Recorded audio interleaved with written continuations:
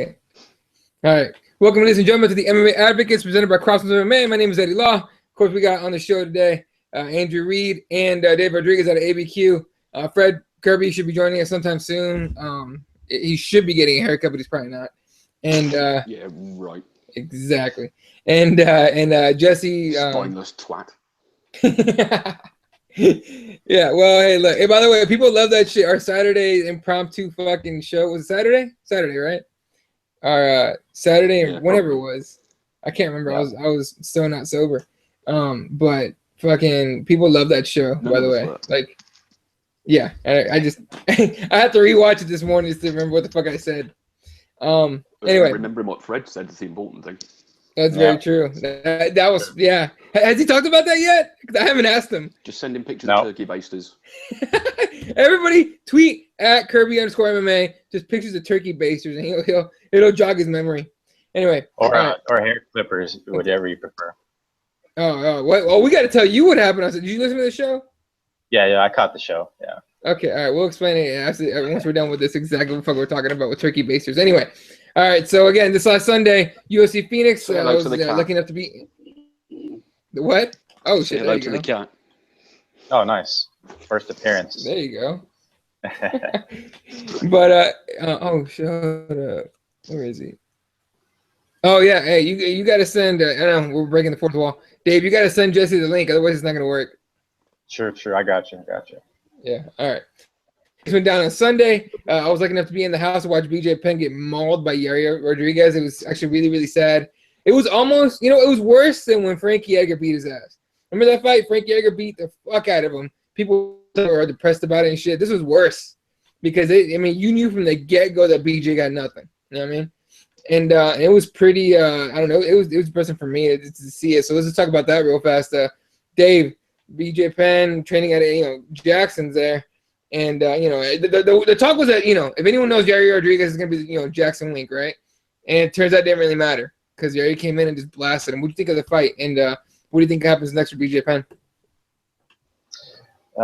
Yeah, we all kind of seen this coming. I know BJ did all he can to prepare himself and, get himself fight ready. I definitely, the addition of Greg Jackson and Winklejohn, get him mentally prepared. I thought that would be helpful in the process. I thought we'd see at least a couple rounds, but obviously it just showcased what Yair Rodriguez is all about, where he's got the flashy kicks. He's very tough. He didn't even flinch in the moment against a legend. There was somewhat of a heat starting to build up around weigh-in time, but it was basically just respect on both sides, where a young lion met an old legend, where BJ had plans to do some damage at 45, but Yair Rodriguez is the truth. He proved that, and it's a legend under his belt. I seen it play out exactly the way it did. It just, I thought it'd be second round, obviously, but going forward, what I really took from the fight where I didn't agree, it was just kind of strange, I guess you could put it that way, is, BJ Penn, yeah, we know the Jackson affiliation. He's been training at the camp off and on, but you also know he's been training with Jason Perillo. And Yair Rodriguez has been, pretty tight with the Jackson Wing camp. And I felt that it was pretty strange that Greg Jackson wasn't cornering Yair Rodriguez and was in the corner of BJ Penn. So that was always, it was something that a little bit bothered me. It kind of reminded me of when Carlos Condit fought GSP and Greg Jackson cornered GSP instead of Carlos, in which Coach Wink cornered Carlos. So a little bit strange there. But going forward, it's really just Yair is going to be taking on just one notch up. I know everybody's throwing out Max Holloway, throwing him right to Max right away, but we know Max got some unsettled business and he's got to unify that title. But there are some fantastic fights where there's Brian Ortega, the 45 division's got Ricardo Lamas. So yeah, we definitely want to see Yair, just taking a notch up each time. He's propelled himself to that next level. Extremely pleased with the outcome in Sunday's main event. Yeah, and look, BJ Penn's a tough motherfucker. Even now, maybe even especially now, he took a whole lot of beating, more than most guys his age, even fighters, could have handled from Yair. And Yair doesn't, when a fighter's getting in trouble, they start throwing punches like crazy, just to land something and give themselves room to breathe. Yair throws kicks to do that. You know what I mean? He was landing him heavy on BJ. That really was kind of sad and depressing to see, but. Andy, I'm sure we can all agree BJ's done. Probably should have been done already.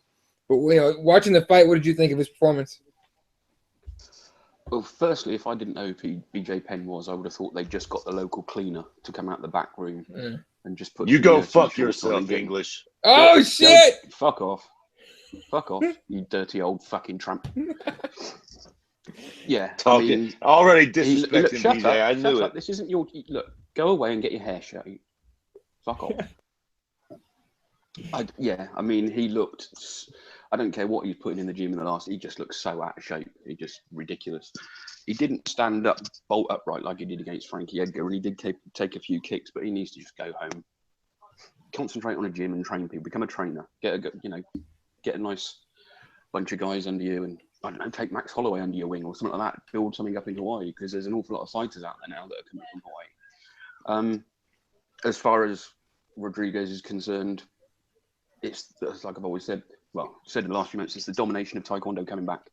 There's an awful lot of people that are doing that fancy kicking, and they're making a bloody good job of it. And Yair is probably one of the best there is. So, yeah, it's only going up for him. And BJ, just go away. Yeah, I mean, I wish he would have stayed retired before this fight. So Kirby joining us here on the show. What'd you think, man? Yeah, all bullshit aside, man. BJ's probably my favorite fighter of all time. You know what I'm saying? Like, he's not quite the guy that got me into the sport, but like, he definitely had some of the I'm sure, like with a lot of you guys, the iconic moment with Joe Stevenson in Ireland, where he fucking licked the blood. And I'll tell you an interesting thing about that fight. Not only did he lick the gloves, but I remember, maybe I was a little late to the fucking whole high definition TV fucking craze. That was the first pay-per-view event that I had seen in high def. And when BJ caught him with one of those elbows, I remember Joe, I distinctly remember it. Joe was on his back and blood squirted out of his fucking face. And that was one of the first times I had seen it like fucking squirt. BJ's a fucking icon, man. And all bullshit aside, it was really kind of hard to watch him look like that in a fight, not knowing what. This is a fucking guy that won the belt. BJ Penn essentially did what Randy Couture tried to do. He won the belt, and then he, if you guys remember, Gomi was the man at the time at lightweight or 55, whatever the fuck it was. Mm-hmm. He won the belt in the UFC and flat told the UFC to piss off, went back to Hawaii, got the fight with Gomi, fucking finished him, came back, got the belt from Hughes. I mean, BJ is the fucking man and has nothing to prove. And I think, at this fucking point, not to say that he couldn't compete, surely they could hustle up somebody he could beat. No, but that was always BJ's There's nobody you can beat in the UFC. CM Punk. Yeah, with the exception of Punk. Stop it. No. Listen. Do you think he couldn't have beat fucking Dennis Seaver? You could have beat Dennis Seaver. No. And also they booked him against. They booked him against Ricardo Lamas. So I was thinking back, like, man, what would Ricardo Lamas have done? Ricardo would have fucked him up. And then he makes you even think back further to where BJ was booked against Cole Miller. Would that have been an ideal matchup where BJ might have came in and look better? I mean, he's up against BJ's always taken on the cream of the crop. He just said, yeah, I want to get this fucking shitbird. I mean, BJ's going to take on, the rising stars or former champions at that. So. Right, and you got to give him credit for that. He didn't take no warm-up fight. He went, give me the baddest motherfucker available. And Yair Rodriguez was there, and he took it. Yeah, the problem is, what has it done for Yair Rodriguez's career? BJ's not ranked. He's nothing. Okay, he's beaten a legend, but everybody knows he's beaten a legend that's 3 years past his sell-by date. Right. Where does Yair? What did that achieve for Yair other than fighting a hero? It's not put him up. If it puts him up further in the rankings, there's something very wrong with the rankings. Right. No. But listen, it does add a little bit of intrigue to his name. I think the next time that Yair fights, we're all going to be like, we would have been anyways. Don't get me wrong. I see what you're saying. We didn't really learn a lot about Yair. The people in the quote unquote hardcore fans know that BJ's past his prime. I'm telling you, man, we are in a bubble. There are a lot of fans that outnumber us that don't get this shit. They're going to still think it's the BJ that was licking the blood. There's going to be a large group of dummies who look at this and kind of get what WME was trying to do and feeding the legend and getting a little bit of shine. We're going to look at it and be like, well, of course he did. BJ was nowhere near what he should have been. But the dude bros that don't got a fucking clue, I think this is going to be used to fool them a little bit. And Yair will get a little bit out of it, a little a little fucking boost in his popularity. Right, and look, the biggest thing is that Yair's going to get out of this is that the UFC can use this to promote him to a bigger fight. You know what I mean? I can already hear Joe Rogan saying, he beat the legend BJ Penn. They could. And on the highlight topic reel, too, on the topic too, now you're saying that he leads to a bigger fight. I mean, who is that name? Who's that guy that they do match him up with? Conor McGregor. Okay. I know. Settle down. Conor's not fighting 45 anymore. I like the Ricardo Lamas fight. You know what? I like the Brian Ortega fight more.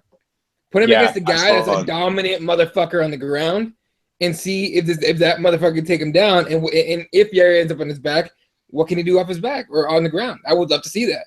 Of course, being a jiu-jitsu guy now. Of course, yeah, definitely. That's going to be the intriguing matchup because, Brian Ortega with the devastating submission ground game. We don't know how long, much more Ortega is going to be out. I know he had the torn labrum, so they may, in fact, wait for him to get healthy and then set Yair up with a nice. He's a main event star now, so definitely look for him to be main event in the fight night card or high up on a name card. So, but the other name I want to throw out there, where it's an intriguing matchup because the guy is super tough. He's a former champion. And he goes by the name of Renan Barão. So. Oh, he's at 45 now? Yeah. Okay. Yeah, he moved up. I think Yair fucks him up too. He lost, though, didn't he, to Jeremy Stevens? Yeah. Right? In his last fight? Yep. That'd be fun. I tell you who I'd like to see him fight, even though I know they probably won't do it because it kind of shoots him in the foot contender-wise or prospect-wise. I like Doo Ho Choi. Yeah, that'd be a... Dude, that'd be a legit fight. I mean, because I don't think he's going to knock that little motherfucker out with no spinning kick. Dude, that's going. If that's a main event, don't want to wrestle. If that's a main event, it's a 5-round fight. No problem. Unless Choi knocks him out.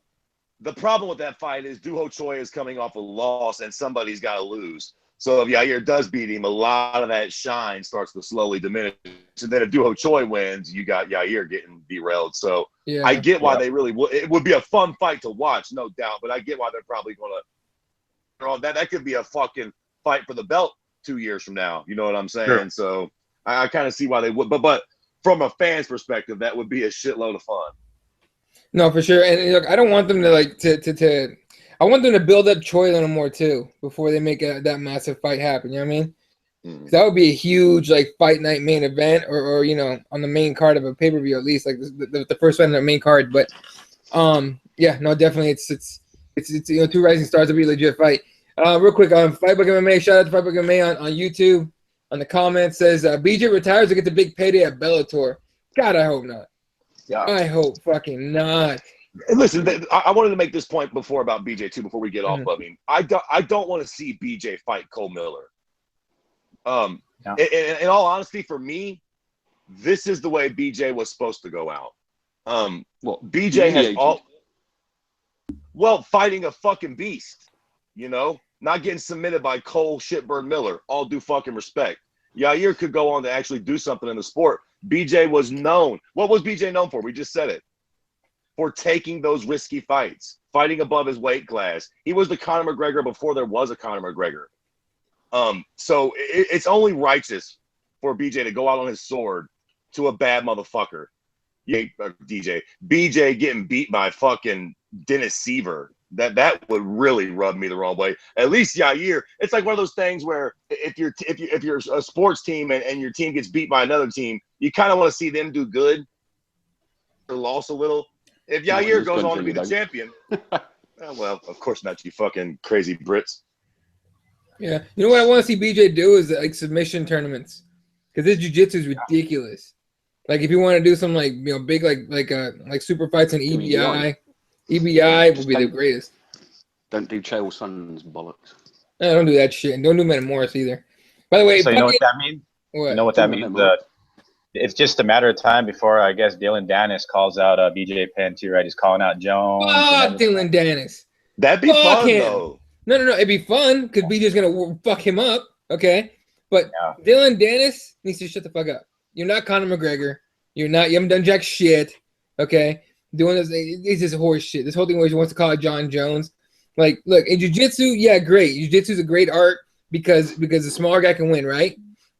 But at the same time, if you're rolling with somebody that's way bigger and stronger than you, you're gonna get fucked up. There's a good chance you're gonna get fucked up. Well, don't get me wrong. I'm sure homeboy's BJJ is top notch, but John Jones is not like they're pulling Tank Abbott out of a bar somewhere. I mean, John Jones knows his way around a mat. He's fucking huge and strong as shit. Yeah, he has submitted guys such as fucking Lyoto Machida and Vitor Belfort. You know, Dylan fucking Dennis might want to keep his fucking yak shut before he gets what he asked for. And Big John fucking slams the dog shit out of his little ass. Yeah, no kidding, right?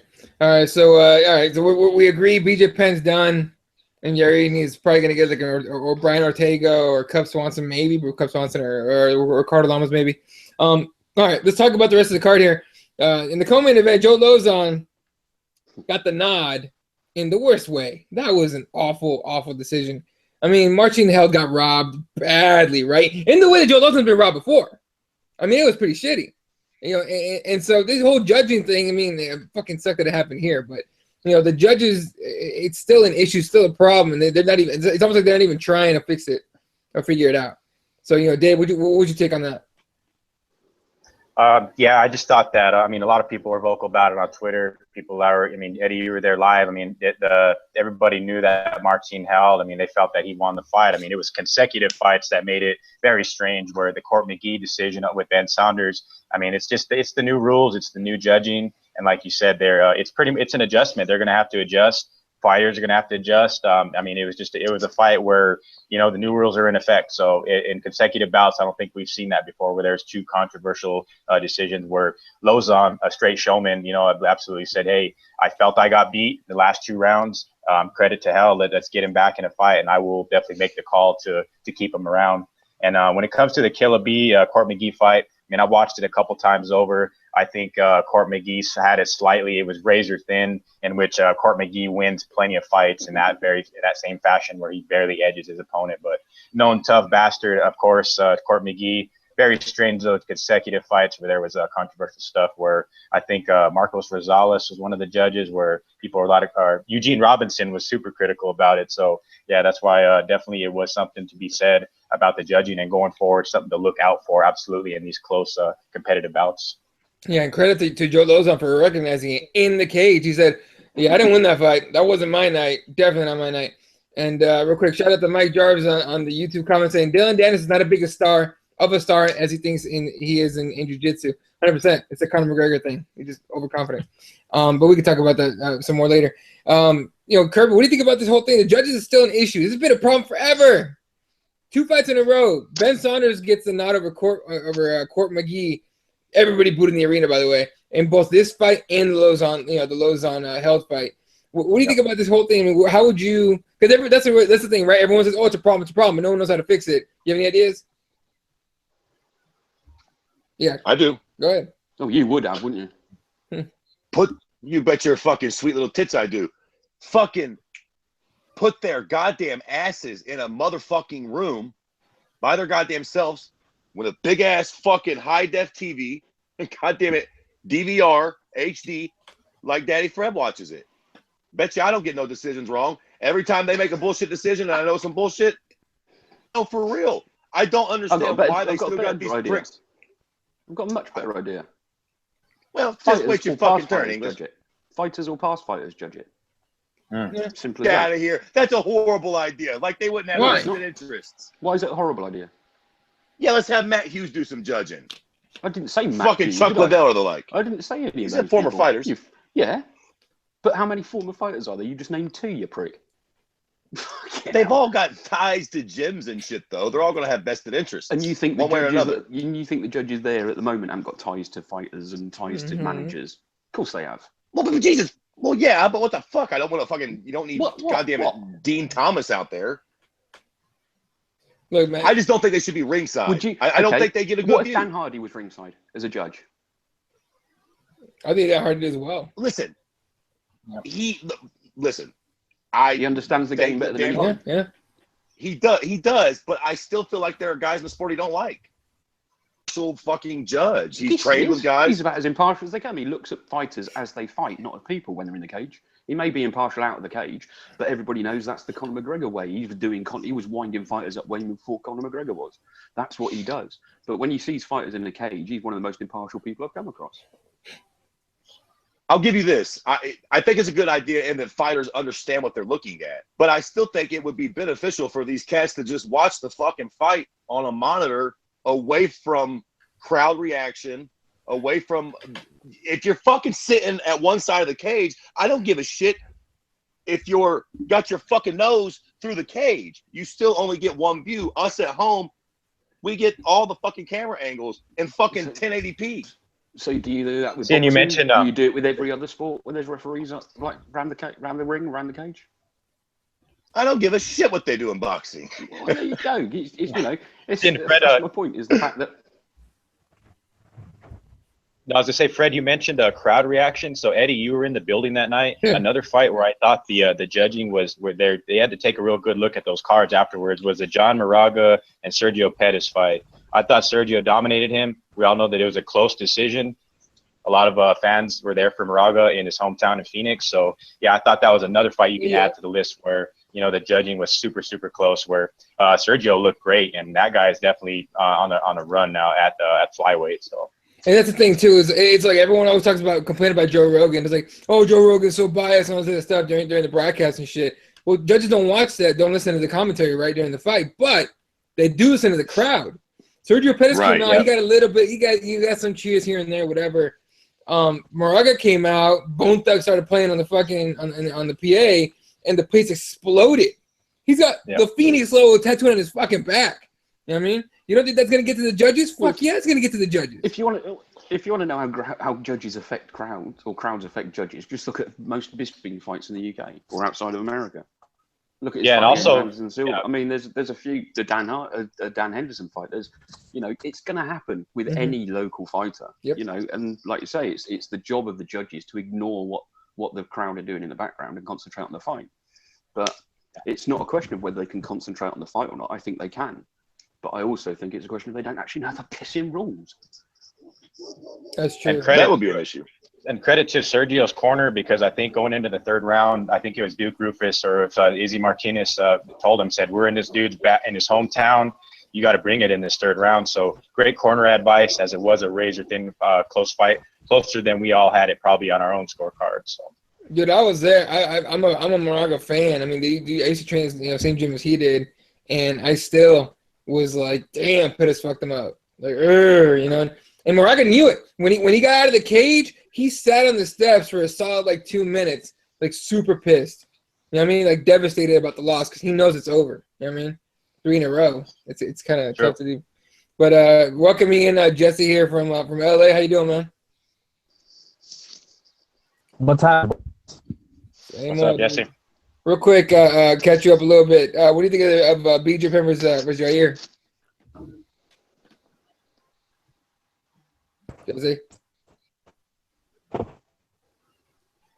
Jesse, are you on Crenshaw? Are you being robbed, Jesse? Are you? Yeah. 1 click is yes, 2 clicks is no. Yeah. If you're being held hostage by ISIS, Jesse, just mum. Did Andy saying all that shit finally send Trump people to your house? Because we're flexible at this point. Oh, that's the point. 2 days. 2 days. 2 days. Come on, assassins. I almost forgot then. Assassins of the world, 2 days. Just blow that fucking ginger-haired orangutan's head off, please. Dude, I have friends that are Trump supporters that listen to the show, and they fucking died laughing when you said that shit. They didn't even give a fuck. They were talking about their guy. They were laughing so hard. They're like, that guy has balls. He's like, he's on the other side of the ocean. He doesn't give a fuck. It's true. That dude's safe where he's at for now, at least. One of us disappears, he'll know what to do. Yeah, not get back on the goddamn show and shut down his Twitter. Yeah, you're gonna ether for a little bit. Jessica, you hear us? Fuck, I'm gonna send him a message telling him to reconnect or something. Anyway, all right. All right, let's move on to the next. There he goes. Yeah, he's gone. All right, okay, Jesus left the call. Yeah, right. All right, so let's talk about. Oh, Jesse, can you hear us? Yeah, I can. All right, cool. All right, BJ Penn. Yeah, we can hear you now. We're making noises of you being mugged or robbed or raped or something, and you didn't say shit, so I figured you're okay. But what'd you think of the main event of Phoenix? Really? Are you fucking kidding? live entertainment, ladies and gentlemen. All right, Jesse, try to reconnect and get closer to that Starbucks if you can. And pick up their Wi-Fi.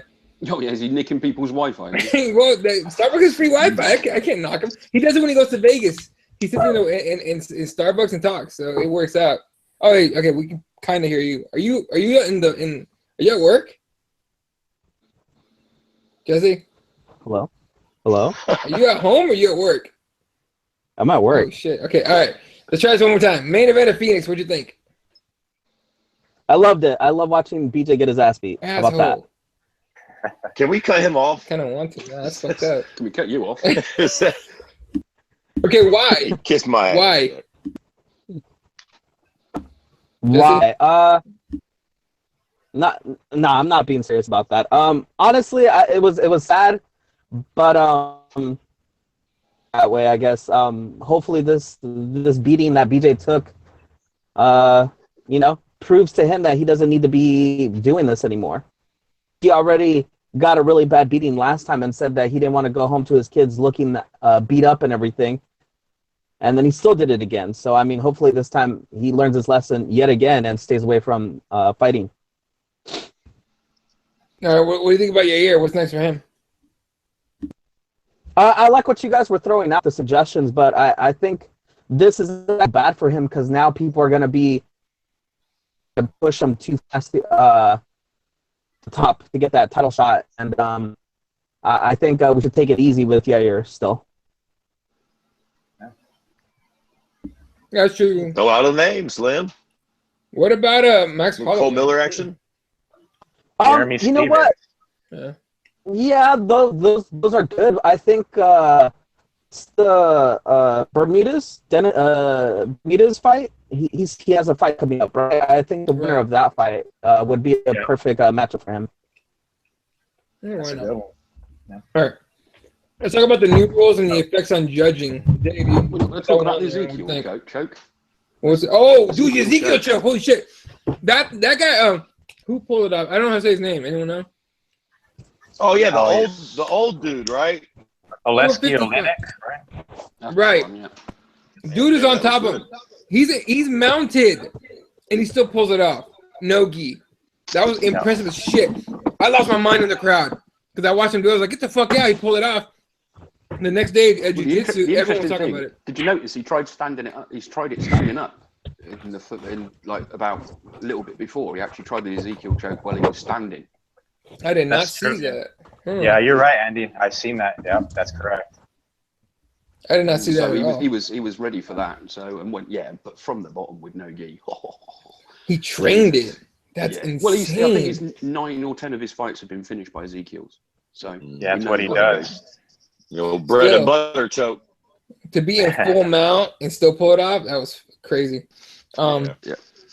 There've been jiu-jitsu guys the world over going, how the hell did he do that? Oh, dude, we went over it over and over again. And the next day at jiu-jitsu, we were in like maybe 3rd and 4th class. We all tried to do it on each other, and it was not happening. And then finally, one of my friends pulled it off, and he was like, we're like trying to take notes and shit. Like, we're doing this shit in the tournament, which is never gonna happen. But still, that shit was legit as fuck. We were like little kids, fucking trying to figure out how to get it done. But it was awesome. It really was. Right? Like that might have been the highlight of the night, to be honest with you. What was the other fight? The Frankie Sainz fight was actually pretty good too, right? The Sainz, what did he fight? Fuck, I forgot the game fight. That's how good it was, huh? Yeah. You know what? It was a good fight, but it was mostly because I was like rooting. Oh, Augusto Mendez. There we go. Yeah, the guy that got knocked out by Cody, right? Yeah, and like one punch, and unfortunately, it was a good fight because he rocked the shit out of Frankie, and Frankie kept coming back. That was a good fight. All right, any other fights you guys want to talk about on Phoenix? It was well, you were there in the building, Eddie. It was a pretty live event. I mean, people did show up. It wasn't like really, like it delivered when there was, like you said, the Ezekiel choke, the controversial fights. We've never really seen that. It's just a new judging effect. But there was also what's her Nina Ansaroff had a nice finish where not many finishes take place in that weight class. So and Amanda Nunes got a real loud reception when she walked in the building with her mullet. Old school Rambo look and shit. She got a huge standing applause from everybody. What was the other thing? Dude, Goldberg was in the crowd. And somebody saw him and started a "We Want Goldberg" chant. That actually got pretty fucking loud. Everybody wanted to get rid of him bloody months ago. Well, that's what happens with MMA fans, especially UFC fans. UFC fans are very. Hey, look, no one's giving a shit about Burt was it Burt Watson? Burt Watson. No one's even said. Yeah, there you go. No one's even said his name till right now, since that shit happened. No one said shit about Stitch anymore. People were like, "I'm gonna boycott UFC." They got rid of those guys. Apparently, fucking not. You know what I mean? Yeah, and you know what? I'm just gonna fucking throw it right out there right now. I'm just gonna fucking say it. It's because he's fucking white, and it's because Burt and fucking goddamn it, Stitch was Mexican and black. Goddamn fan base is racist. Talked about this earlier. Fucking guy's got a point. Yeah. All right, let's move on. I don't want to hear about this Tyron Woodley, everybody's racist thing, because the only thing he's racist is he's calling the white boy over here entitled, and he doesn't want to give him a rematch. So yeah, let's not talk about Tyron Woodley. He pisses me off. Listen, we're actually gonna get to that. I don't like Tyron Woodley either, and I do not think he's exciting as a champion. I do not think that the reason people don't like him, particularly him, is because he's black. He doesn't do himself any favors. But he is right about the general fucking MMA audience. Yeah. He's right. It's true. Yeah, and I know if you follow him on social media, I mean, people are just going at him like non-fucking stop, like super racial shit. Like the dude's actually a pretty fucking legit, like a cool-ass dude, you know what I mean? But people are constantly fucking ripping him. And then the guy is actually taking the fight that, whatever, I guess Woodley, he has to prove to everybody that he's going to take out Steven. So him and Steven got some – that's a fantastic main event, by the way. So we're all looking forward to seeing that matchup once again. All that hate that he's getting – you know what? Let's get into this, though. All the hate that he's getting is his fault. And now he's trying to be the victim of, oh, it's because I'm black. Look at all these other black guys that, you know, are getting the push. And it's like, that's not true. They made a whole season of The Ultimate Fighter to find a guy to beat the best pound-for-pound guy in the UFC right now, which is DJ, right? John Jones, he has his own problems, and he just kind of perpetuates his own problems, right? Why people don't like him, why people aren't fans of him, why he's not a big pay-per-view seller, because he kind of sucks as a personality, right? Because we don't know what the real John Jones is. We're starting to get a little bit better idea of what it is. But with Tyron Woodley, he's the guy that, you know, is calling all this stuff out, and then right away, once, you know, he's sitting out, doesn't want to fight people, you know, because he's like, well, I'm waiting for my opportunity to fight for the title, blah, blah, blah. And then once he gets the title, he's like, well, I want money fights. I don't want to defend my title, basically. He's doing the same thing that he was complaining about before. So I think his biggest problem is that he's just becoming a big crybaby, and he's getting the fans against him. I'm ready to try to do that you got my back, I got your back shit at 205, and it totally didn't work. Yeah, who do you guys say is a more hated champion right now, Tyron or DC? Tyron, by a long shot. Yeah, okay. Well, only because DC hasn't fought in who knows fucking how long. You know what I mean? When DC comes back, he'll be the most hated, easily. Yeah, I hope he comes back, because I mean the way it's looking right now, it's like they had to pretty much like the Phoenix broadcast, it had to factor in DC just so everybody remembers this guy. They're like, hey, remember him? He's the fucking 205 champion. He hasn't defended the belt in 2 years, but yeah, DC, we're still waiting on Johnny Boy to come back. Why is it that the fucking MMA fan base hasn't connected with DC again? Because he's kind of cunty. Oh, he's because he's sober. No. I'll tell you what. Not because of that. Nah, I'm just fucking around. It was because he's a fucking nice guy. He's a great dude. No, he's a great guy. I like I like DC. You know what I mean? I fucking was rooting for him against John Jones when they fought. But it's because he's a champion without beating John Jones that he's hated. And because DC actually engages the fans in their bullshit, that they just keep giving it to more. That's all it is. It's because he's the champion without beating John Jones. That's literally the only reason they hate him. No, I think they hate him because he tries too hard to be liked. And he's that kid in school, like when you were in high school, and there was always that kid that was sucking up to the teacher, trying to be the guy, you know, that was the teacher's pet. That's DC. Everybody hates that guy. See, and the thing is too is they hate him, like you're saying, Jesse, but then they hate John Jones for whatever reason that may be. But then again, they still think, oh yeah, John Jones, he's the greatest of all time. But DC holds the strap, and John Jones just cannot get back into fucking contention to back into the UFC. So you got to respect the champion. He is the champ. That's true. And I don't know. I mean, as far as what Tyron Woodley's saying, like, whether it's race or not. I mean, Andy, what do you think about that? Tyron Woodley saying it's that people were just that the UFC's racing against black fighters. Sorry, I missed the question completely because every time Jesse talks, my connection goes stupid. So. Oh, shit. All right. So you know, Jesse brought it up. He was talking about why Tyron Woodley, because Tyron Woodley pulls a race card and a lot of shit, right? He says that, you know, the UFC doesn't want to push anybody that's not white. And what do you think about that? Because I mean, Tyron Woodley pulls a race card quite a bit. Yeah, I don't know what that is with him. Some sort of complex he's got. I don't know. Or whether he just does suffer some sort of racial prejudice throughout his life. But I mean, yeah, if you look at it, there's a lot of them, the fighters and the champions that are white, aren't there? There's a couple, DC, DJ, but you know, majority of them are white. So he might have a point. I don't think he has. I just think he's just being a bit airy-fairy about it all. But pulling race cards and stuff like that. If you've got that kind of problem, then don't don't discuss it on Twitter. It goes back to all these people trying to find ways to antagonize their opponents and all that kind of stuff that Conor McGregor's made so successful. And I've said it before: if you can't trash talk, don't trash talk. Don't try, because you end up making a complete arse of yourself, which is essentially what Woodley's doing. Exactly, and Woodley can't talk trash or shit. Should just take Lawler's example. Shut up and just beat the shit out of dudes. That's all you got to do. But yeah, I don't know. Kirby, anything else you got on this?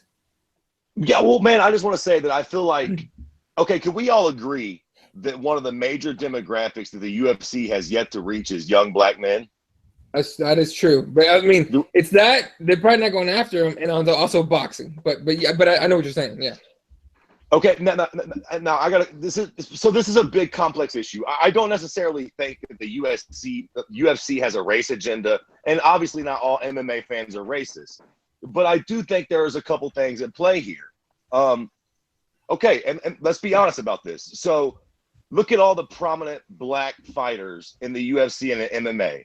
You've got Tyron Woodley, DJ, John Jones, DC. Now, I'm from a slightly urban area. I don't know if you guys kind of get do you guys see a connection with all those guys in any way off top? No, not at the moment, no. Besides them being black? Well, yeah, Jesse, they're all black, that's for sure. But they're also all very, how can I put this? Whitewashed. They're not, I don't think those guys connect with the black community like a Kimbo Slice did. Or maybe even like a Rampage. Listen, have you ever heard Mighty Mouse talk? Let's be fucking honest. If you close your eyes, you think he's a little white dude. DC, very formally sounding. It's fucking true, man. I don't think they've had you want them to come into a cage and stuff and do a bit of jive talking, do you? What? No. But because they talk like a middle class people, any less black, does it? But I do not think that the black community does not necessarily fucking relate to that. Luckily, I can't hear. How many fucking black fans do you think DJ has? Yes. Good point. Not many. I'll bet you the only guy we have ever had in MMA that has really connected with the young black male fan base. Well, I would say two guys. A, Kimbo, obviously. Rampage, and B, maybe Rampage a little bit. Rampage Jackson, I think, had a little bit of that. But they're the only guys. Listen, Rampage didn't shuck and jive, but he wasn't quite like fucking DC or Mighty Mouse either. Do you know what I'm saying? Rampage had a little bit of that. Like black man jive in it. Thing and come in on a bloody throne, couldn't they? Yeah, well, if King Mo was a little better, he might be that guy.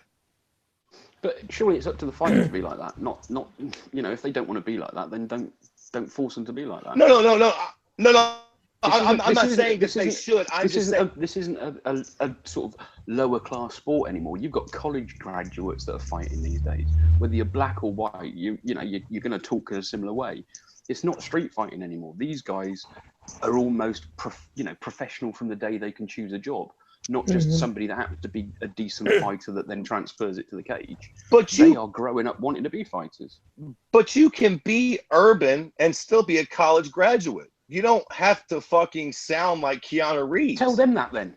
I'm not saying they need to change. What I'm saying is it wouldn't hurt the UFC to have a fucking young black prospect that the fucking black community actually connects with. I just don't think their guys will do it. Well, true. I don't. Okay, first of all, isn't like Tyron Woodley if he wants to. Never mind. I don't know. He's to me, he's just bringing this shit on himself, man. For real. Well, Fred. Tyron does. Don't get me wrong. I'm not saying that his thing is that. Okay. I see what you're saying. All right, Jesse, we gonna say something? No, I was gonna ask Fred then. Then name me one prospect that is gonna fill that hole that you're talking about. Name me one guy, because if off the top of my head, I was like, okay, what's another athlete that's African American or black that I could think of? And I thought of Will Brooks, and I was like, wait, he is also kind of not really gangster thuggish either. And then I think back to when John Jones was gonna fight was it DC? Or was it Anthony Johnson, where they had the most thuggish promo ever for the lead up to that fight, if you remember correctly? It was AJ, yeah. Yeah, it was AJ, right? Where they had like the most like trap music possible playing over them fighting and stuff. So, I mean, you tell me what's another prospect out there that you can think of in any of the major companies that you can point to and be like, that guy's our guy. Listen, I guess that's the point. I think they're coming, but I think a lot of young black and Mexican men still go to boxing gyms, especially the ones in the inner city. Yep. John Jones wrestled in college. DC wrestled in college. These guys got rides to colleges because of their wrestling. I didn't even fucking have a wrestling program in my high school. Like, it wasn't fucking there. Hey, kiss my grits, cocksucker. I'm just telling you that these fuckers go to boxing gyms. Now, I do think that will change. But right now, what we have right now, my whole point kind of is around the fan base, I guess. Mm-hmm. That's why I feel like you still kind of have this predominantly dude bro white fan base. And that's why some of these black fighters or champions might get the shaft or might not. Man, yeah, John Jones fucked himself over, no doubt. But John Jones is the most incredible fucking fighter that any of us have ever seen. Shit, what John Jones did. We should still all be fucking praising him as the goddamn king of everything. He's still the greatest fighter we've ever witnessed. Period. Yeah, I mean, it's only his fault that he's people go, and people, and I love people. People go, well, he's being dishonest about who he is. I don't give a fuck. We watch him fight. I don't give a fuck if he's Christian. I don't care if he cheats on his wife. I don't care if he does coke. Quite frankly, I don't care if he crashes his fucking car. Hang on, you don't care what John Jones does and how he acts and everything like that, but you want other black people to act more street. No, make your mind up. I never said. No. I never said that the black champions should act ghetto. I said that the UFC doesn't have a guy that connects with those people, and that the black champions they do have are, quite frankly, not that guy. I'm not saying they should change. You can't change. It ain't like fucking Mighty Mouse is going to come out with a platinum grill. I'm not. I understand that he's a fucking little dweeb. It is what it is. But what I'm saying is they just don't have that other guy. I think going forward, we can all agree that when Francis Ngannou raises gold and he can only speak the next opponent who he wants to fight in English, we'll be totally cool with that, and that's going to happen soon enough. He actually does speak good English. Well, he spoke good enough to call out Orlovsky, so that's what he's got to get through Orlovsky, and then he's on his way to the gold for sure. But to your point, Fred, also I think it's an education process too. Because I mean, look at when we had what was it, Kimbo in the UFC. His numbers weren't that great. They were great for that season of The Ultimate Fighter, but then his fights after that mystique was broken, they were horrendous. You know, once he got exposed that he had nothing else but just, you know, a big bomb to land, and that was it. Then that was it. It was over. And then like that crowd that could have been behind him, you know, never stuck around, never had a chance to kind of form behind him. I mean, the only other person I can think of right now off the top of my head that would be maybe a good enough person that people could get behind is maybe David Brandt. Because he's kind of thuggish. He has the look. That's reaching a little bit, but I'll tell you what, Kevin Lee and Jorge Masvidal ever champions, you're setting that on that spot right there. Good call. Yeah. Kevin Lee's a ghetto motherfucker. listen, I think it's coming. I think it's coming. I think you're going to see a lot of young black guys get into MMA that weren't there 10 years ago. I think you're already seeing it with the Mexicans, right?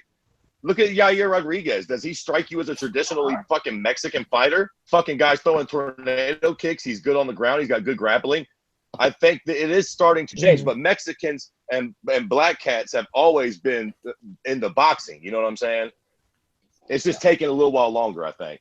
But I think the other problem too is that a lot of those urban guys look to athletes and see where the money is, which is in boxing and or football, and like very high level athletics where there's money.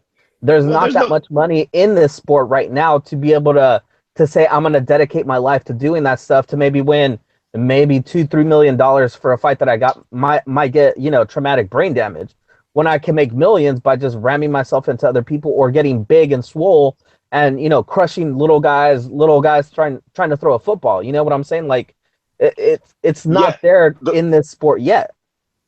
The football argument's okay, but the boxing argument's shit. If your name's not Floyd Mayweather, Canelo Alvarez, or Triple G, you ain't making no money boxing. We all know that. The money is in MMA. The money is in it. The money is in mixed martial arts. Make no mistake about it. Boxing is dying. Okay, they've got a few names, but traditionally speaking, those fucking shitbirds on the undercards of boxing events ain't making no fucking money. That's true. Look at the guy that just knocked out the former champion, right? He was back on his construction job like a couple days later. Yeah, that's true. On the flip side, Neil Seary was working at a warehouse after his first fight in the UFC. Went back to mopping shit. So it's all fucked up everywhere, man. Unless you're like top 5 or whatever, you're not getting paid. You know what though, Fred? To your point, I think also I'll be back in a sec, guys. Hang on a sec. Okay. To your point, I think you also have to develop the knowledge in those communities. Look at Combate, who we talked about. We interviewed, one of their spokesperson, and you look at what they're doing. They're making good moves. They're making big deals. They're going to, Mexico. They're getting a lot of these young guys that are, learning about the sport and then seeing what's possible, and they're jumping into that sport. But you don't see kind of like that type of prestigious look to a fight card. The only one that I could think of was that one documentary. What was it, Dogfight, by that Dada 5000? And that wasn't very prestigious. That wasn't very like UFC caliber or even like World Series of Fighting caliber. It was kind of like just ghetto fights, and it brings a different connotation to people that just makes it nasty and like too urban, And I think that's what scares a lot of those guys away. Like, I don't want to be labeled a thug that just goes around beating people up like Kimbo Slice. And even though he made a lot of money, and was a good spokesperson for the sport, he still brings a negative, a view to what he did. Right. It's just his personality. His personality resonated with the young black man in America, period. Whether it was the gold teeth, whether it was the way he talked, you know what I'm saying? He wasn't like Mighty Mouse or DC. He had a different vibe. And that's all I'm saying, I guess, is that when we get a few of those guys on the top level, I think you'll start to see, the young black men right now that pay $60 fucking to watch Floyd Mayweather dance around like a shitbird will get their money soon. There you go. And while we're at it, fuck 21 Savage and Future. Fucking lame ass little bitches. Because we're talking about fake hood dudes. They're fake. Wow. Yeah. I said it. Wow. I never heard any of the songs, so I don't even know. But whatever. Let's move on to the next thing here. Invicta 21. Anyone want to talk about any of those fights there? Megan Anderson winning the interim belt. Awesome, but how about the what was it? The chick that choked her opponent unconscious and still lost the fight? Yeah, so Haga and Brooke Middlebrook. No, what the hell? Amy something Brooke. I forgot her name completely, but Haga chokes Amy out in the last minute, like literally last second of the fight, and they give the decision to Amy. You know what I mean? And look, the rule that John McCarthy went on Twitter immediately and said the rule right there is if her opponent was out at the buzzer, the win, and then Haga should win. Instead, she got handed a decision loss. So that was worse than any decision this last week. That was the worst one out of that Invicta UFC and whatever else is going on. What do you think about that, Dave? Yeah, true. A lot of people were wondering, and then you said the clarification came from Big John, and that's definitely what the rule says, and it ended up being a decision in her favor. But it was a pretty exciting night. There are some interesting matchups, especially we've seen the main event take place. There was an interim title, of course. Justino Cyborg temporary will be suspended at some point from USADA. In the meantime, Megan Anderson seizing the moment, showing up, gaining that gold belt. So she showed that she's got some great mic skills as well, where she didn't waste a moment, where she's definitely willing to call out somebody in the UFC, and I see her making that trek to the UFC soon enough. I don't know if they have her defend again one more time in Invicta. Also do want to mention that this card was one fight short, as Albuquerque's Jody Escobar. She had a string of bad luck, just a couple fights that got canceled. Her fight was removed from the card. She's also a prospect who could end up in the UFC, where this could have probably got her maybe a slot on the UFC card in the near future. But all in all, the main event was great. Charmaine Tweet, super tough. I think Megan Anderson showed that she can take a punch as well as throw quite a few while she's at it. And it delivered. If you caught all the fights, all in all, the event absolutely delivered, where mixed martial arts, women's mixed martial arts has been showcased well in the end of 2016. Into 2017, I think 4 out of the last 5 UFC cards have been headlined by women. So that's worth noting as well. So yeah, definitely looking forward to see what they do with Megan Anderson. And yeah, she's definitely a true champion. Absolutely. There's one thing I need to ask about that Invicta card. What? Fred, did you get a response back from? No, he did not. He got a like on all of them. And he was happy about it. Thank you, David. Thank you on all of them. No. Get the fuck out. That she liked everybody's tweet. Okay, every tweet that got sent her way got a like that day. She was in a good mood. She was in a good mood before she got fucked up. That's not how I thought. You're just hating. That's unfortunately, not, I've sent her the same fucking tweet before. All right, she liked it too. Responded with a happy face and a heart. What's up, motherfucker? Oh, come on. She don't like Mexicans. Stop it. Oh, I'm sorry. She doesn't like beardy, spineless people. There you go. That's debatable. But unfortunately, her fight didn't work out. I bet if Rachel better I bet if Rachel better fucking ponytail on something and she lost, she'd have cut that shit off. Easy, Eddie. Easy. Don't get your blood pressure too high. Hey, there was who was it, Eddie? You mentioned it because it was you and I when we did the interview last week with Andrea. Which gal was it? She shaved her head just to make weight, correct, on the Invicta card? Jesse knows that one. Jesse. Was that what? Jesse? No. Wait, who? Fuck. No, it was you. It was you, Eddie. It was me? I thought it was you. All right. I don't remember her name, but she did do it. I think it was Jenny Liao. Or is that possible? Some people, yeah. Some people have got morals in their spine, haven't they? Some people haven't. Well, think about when Daniel Strauss was, 3 pounds overweight. He did the same thing, 3 or 4 pounds overweight. Ooh. He shaved his dreadlocks and he made weight. Yeah, that's right. You know who didn't do it? You know who didn't do it? Johnny Hendricks. That hairy bastard. Has no hair, man. He has no hair. No, his beard is at least 3 pounds. Like, without question. Okay? All right. Yeah, anything else on Invicta you guys want to talk about before we move on? That's good. I do have a quandary.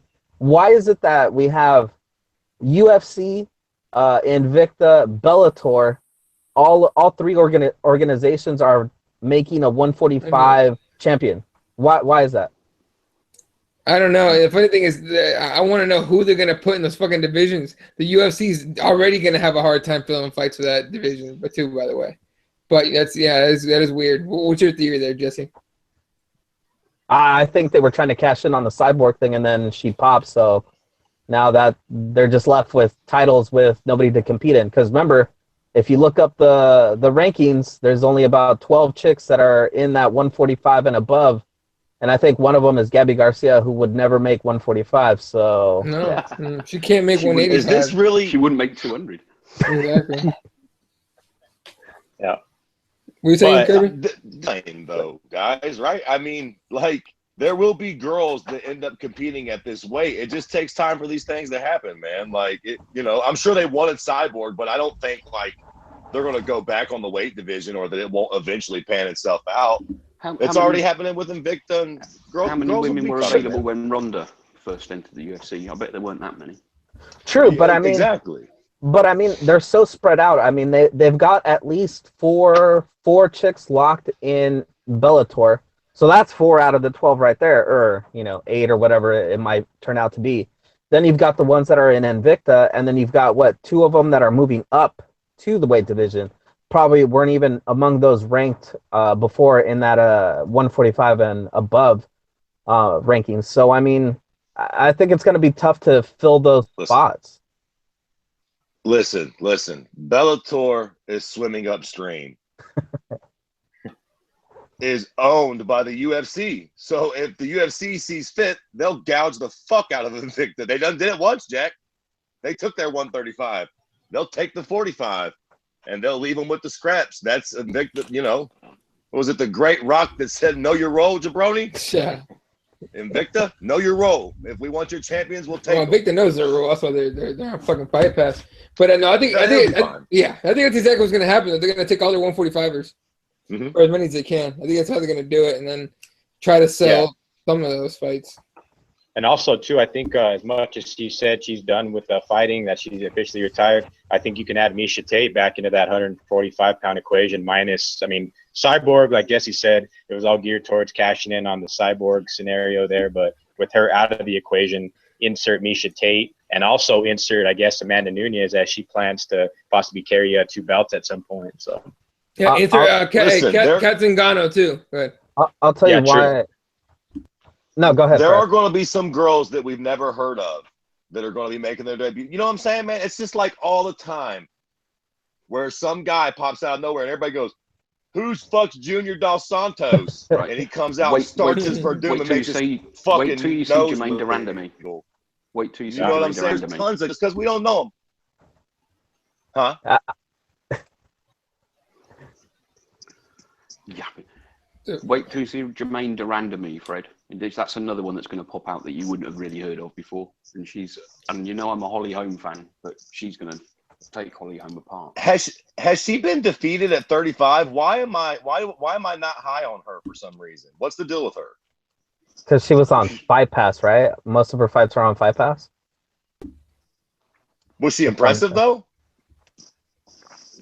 I think she's 9-3 in MMA, but she's 37-0 in kickboxing. Damn. Well, 37-0 in she's a Dutch kickboxer. Right, Dave. She was mostly sorry, Andy. She was mostly like curtain jerkers, or like right in that spot where it's like not very well covered on Fight Pass. Correct? Yeah, and then I know. Yeah, another girl that Andy, I guess we could all agree to is what's her name, Shevchenko, Antonia Shevchenko. She's also that could rise up and compete at 45 as well too. So she's definitely what is the Shevchenko sisters in the UFC? Yeah. What is the Iron Lady's record in the UFC? Not too sure. Is she undefeated in the UFC, or has she lost? No, I'm sure she lost. I think. Okay. Yeah, I mean, she's had those just jacked up spots on the card that, I mean, you look at the highlights that they have for her, and you're like, what? She was fighting in the UFC for like at least 3 chicks. I think she's fought at least three fights. Yeah, right? exactly. What's the Yeah, she's fought in the UFC since 2013. Her only loss, surprisingly, Amanda Nunes, the champion. Ah, there you go. Okay, well, yeah, okay, well then that makes sense, and you can still get hyped up for her though. I think this fight's gonna deliver. So. Ain't no shame in losing to Nunez. Also on that card that's the same card that has Silva Brunson, right? Yep. Jesus fucking Christ! What the fuck is up with that fight? Okay, what is your problem with that fight? What is my problem with that fight? Let me count the fucking ways. Okay, first off, number one problem with that fight is Derek fucking Brunson. All due respect, what the fuck is he doing? I mean, listen, okay, so I'm sure there's probably they probably needed some star power for the card. Other guys weren't ready. I've heard that Gegard said that he wanted that fight. He said he was ready. I don't know whether Anderson just didn't want to take it. Anderson didn't want that fight. Yeah, but what the fuck, man? Derek Brunson. I mean, I know he's had a good run. It just feels like a very weird fight to me. We get to watch Anderson fight, sure, and Derek Brunson's. I don't mean to undermine him. He had all those knockout wins, like he had 4 first-round finishes and shit. But still, y'all don't find this a little meh? Yeah, like we were talking about it last week, because Fred, you weren't on, is when Eddie, Jesse, and I were doing the interview, is we mentioned it that it's a quick booking, like you said, Fred. So it's something where they added it to 208 for a lot of people talking a lot of shit about 208, in which it's just, it was very, I told Eddie when we did the show, I had never thought, I'd ever see Derek Brunson or Silva matched up at any point in their careers. But this is basically something to make the UFC 208 worthy of a pay-per-view buy, where a lot of people were talking shit, and if you go the rundown on that card, it's a great card, and it's going to deliver for sure. But isn't that the card also that has what's his name, the Barbarian against Jacare? Yep. Correct. Yep. So we got 2 weird, funky fights that are probably going to be on the main card, right? Plus, and do not forget, Eric Lewis and Travis Brown fight that night too, as well. So that's fun though. Wait, Derek Lewis and Travis Brown fight that card? Yeah. Correct. Are you sure?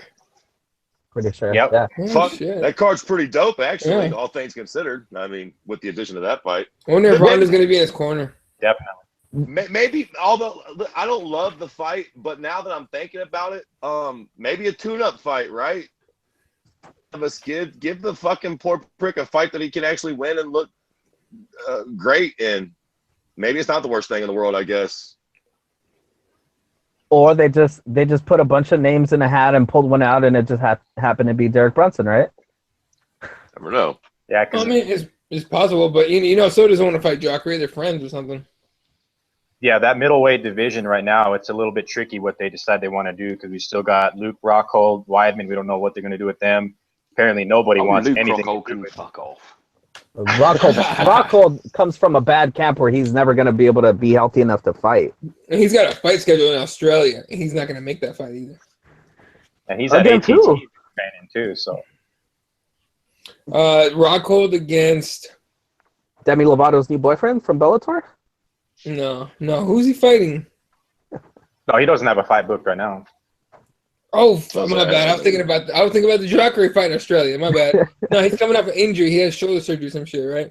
Yeah. No, the most ducked guy right now is how Vitor, what was that era where everybody was ducking Vitor, bro? Yeah. Well, everybody's ducking Gegard Mousasi right now, and that guy definitely. Silva doesn't want that. Silva wants no part of Gegard right now. Not right now. You know what I mean? I agree with Andy. Imagine a fight with Gegard and Michael Bisping. I mean, shit, it's really – I mean, we know Yoel's the dude that's getting the shot. I know that fight's going to get announced soon. But, what do you do with Gegard? I mean, Luke and Chris, I mean, a 3-round fight or a 5-round fight night main event, that's a must-book in my opinion. But Gegard is – Gegard and Weidman? Definite. Yeah, that could happen too. Can you hear me? I can't hear a bloody thing now. We can hear you. Carry on talking. Okay. I think the winner of the Eddie's fight against Vitor Belfort, the winner of that against Gegard would be a good one. A good setup to a number 1 contender fight after that. You guys hear about Lombard Hendricks? Yep. What the fuck? Yeah. Bye-bye, Hendricks. Yeah, Hendricks is going to die. Is that at 70? It's 85. 85, yeah. So if Johnny Hendricks misses weight again, oh man, he might as well just not even show up to the fucking cage, Yeah, go back to his barbecue restaurant or open it back up. You're gonna need that for like a living.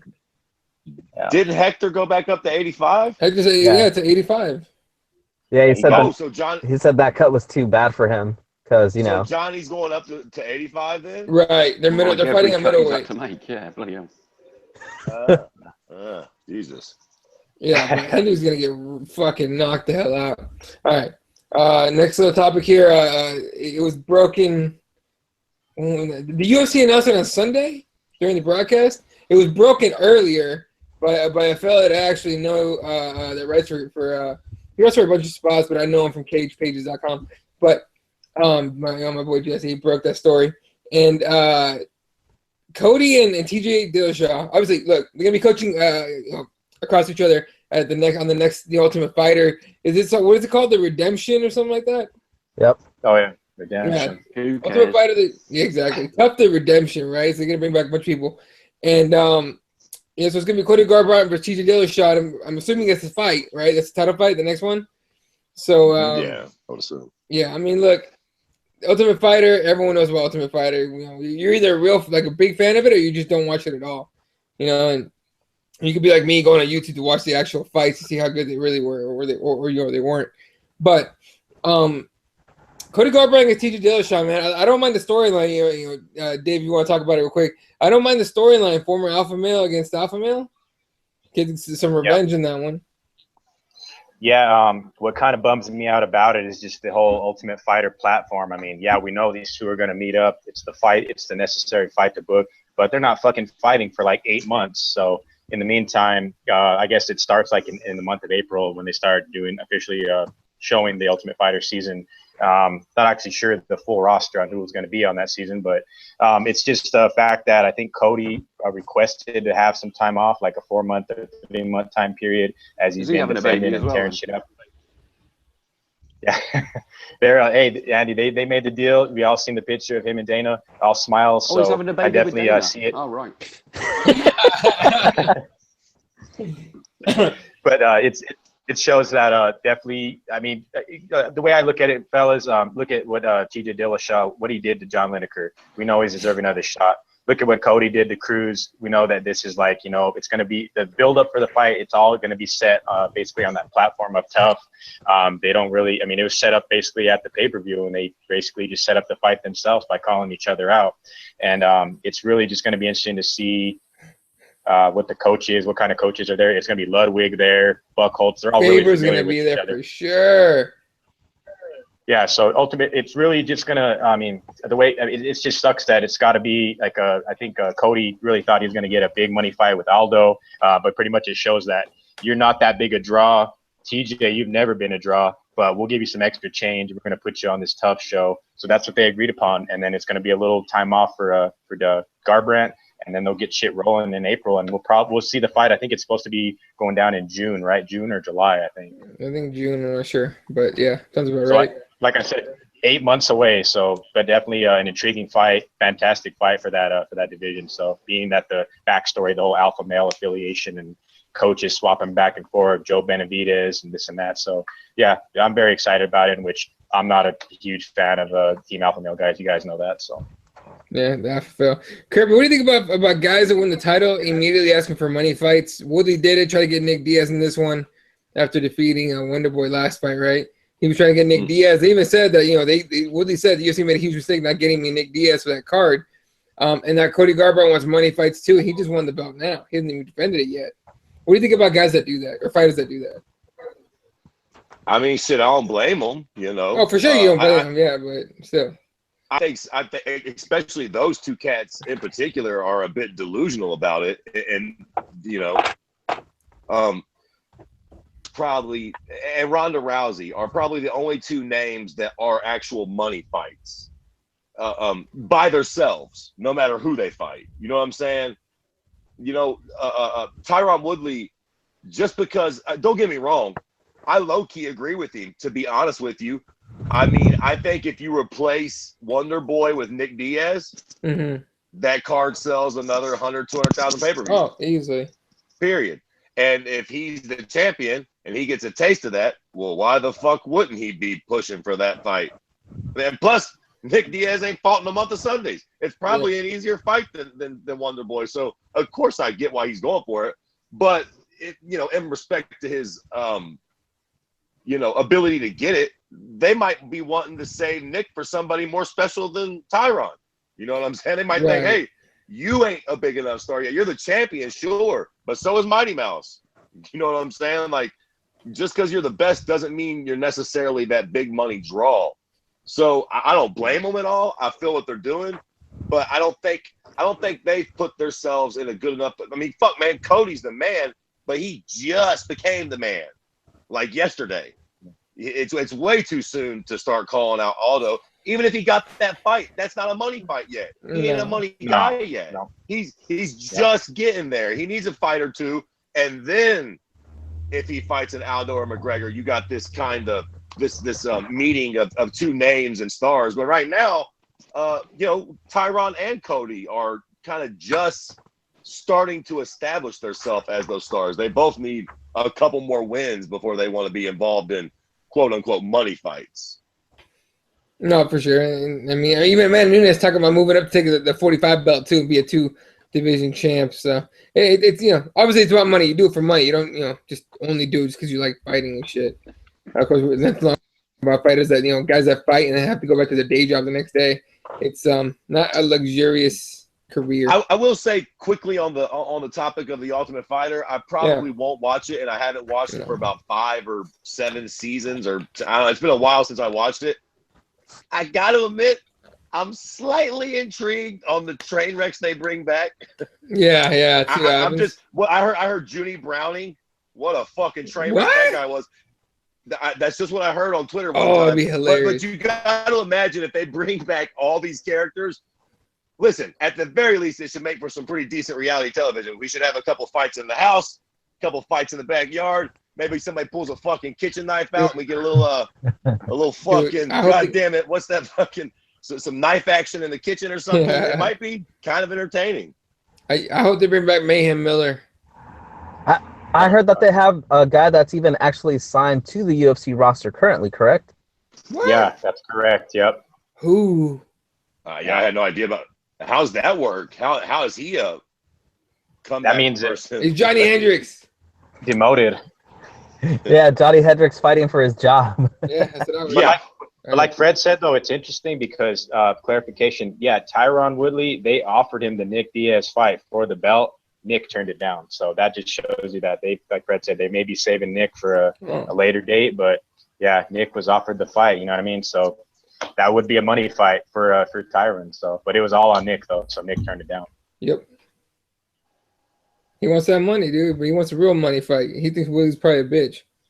Like Nate Diaz don't care about the belt. Nate Diaz don't care about the belt. It's about money. It's weird. It's weird. Prove your worth for money in the first place, rather than just fucking mouthing off about it. Yeah, but that's old school, man. You're talking about the new era of shitty people. Well, isn't it funny though how so Tyron don't want to fight Wonder Boy because he thinks he's not a money fight, and he wants to fight Nick, and Nick's like, nah, you're not really a money fight. I want to fight Bisping. Everybody's kind of like, nah, I want to fight. Everybody wants to push on to the next star, while the other person is like, fight me, motherfucker, fight me. We've become boxing. Like, we're here. This is where we're at. We're here. That way, man. No, we're here. We're fucking here. All McGregor do is speed up the process, all right? But we're here. Yeah. What were you saying, Dave? No, I say just to add a few more belts in there, and we're pretty much there. Absolutely. Yeah, there's the one guy who can hold 18 belts. Fucking Mayweather walking to the ring with 30 belts around his arms and shit.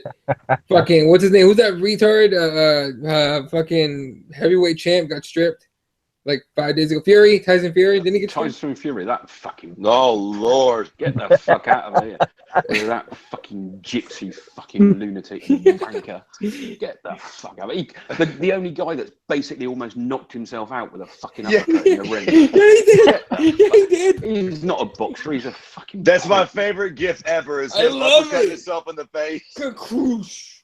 No, wait, isn't that almost as bad as Johnny Hendricks doing that to himself as well in that GSP fight?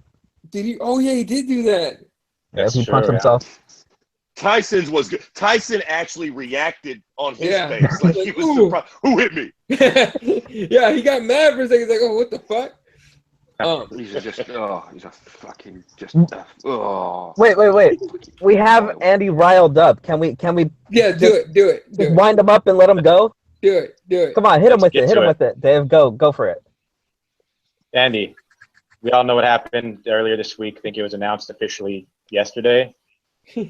Tim Kennedy retiring from the sport of MMA. fuck off, you prick. Your thoughts? Don't come back. Don't let the fucking door at you on an arse. Fucking super army soldier fucking arse. Did you see that bollocks he posted as well? Like training Chechen soldiers on Instagram. Go piss yourself, you fucking... I really want a bulldozer to just fucking run over him in slow motion, in high def, so I can watch his fucking eyes pop out of his head. Fucking disgusting, vile human being. Go fuck yourself, you fucking looking for Hitler. Go fuck off. Just fuck off. Take yourself to fucking the depths of South America. You didn't find a tree and fucking put a noose around your neck and fucking jump from it. You didn't like his post, English? I thought that was sweet. Oh, he's a prick. Somebody wrote that for him. He can't even... God, his webbed hooves won't fucking tap away at the keyboard, will they? Fucking hell. He dictated that to somebody.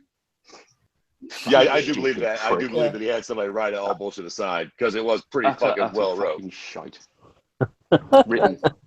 Somebody else wrote it for sure. So, yo. On a quick side note, now I'm not a big conspiracy theory guy. Did y'all see fucking Tim Kennedy's thighs in that last fight? Does anybody think that maybe he's jumping out because USADA's jumping in and that motherfucker's been... He looked fucking yoked out of his mind to me. Maybe he's just been on some mean supplements, but... No, he looked like a big motherfucker, and that's what I thought was going to be a problem. Kennedy's... I love the fact that Kennedy says he's clean. Is he, fuck? Not at home. Not at fucking home. I agree. He looks pretty huge, dude. Yeah, I've suspected that as well, for sure. Fucking, he's everything that is bad about America. The world will look at him and go, we want him dead. He's just everything that is just ruining your country. Just, kick him into a fucking He does endorse volcano. Trump. He does endorse Trump. I rest my case. I rest my fucking case. There. And what does that guarantee, guys? Yeah, I'm such a hard soldier. I'll open the doors to all ISIS people. Come and get me. Oh God, they're after me. Give me a bodyguard. Give me a bodyguard, please. Fuck off. He was in New York. He was surrounded by bodyguards because everyone's afraid. That's one of the reasons he got pulled off the card completely. And they were paid for by the UFC. Actually, him and Fred need to get together. Find a spine between them. Hey, goddamn it! Don't be putting me in that kind of company now. I'll draw a line. Goddamn it! And what it guarantees, fellas, too.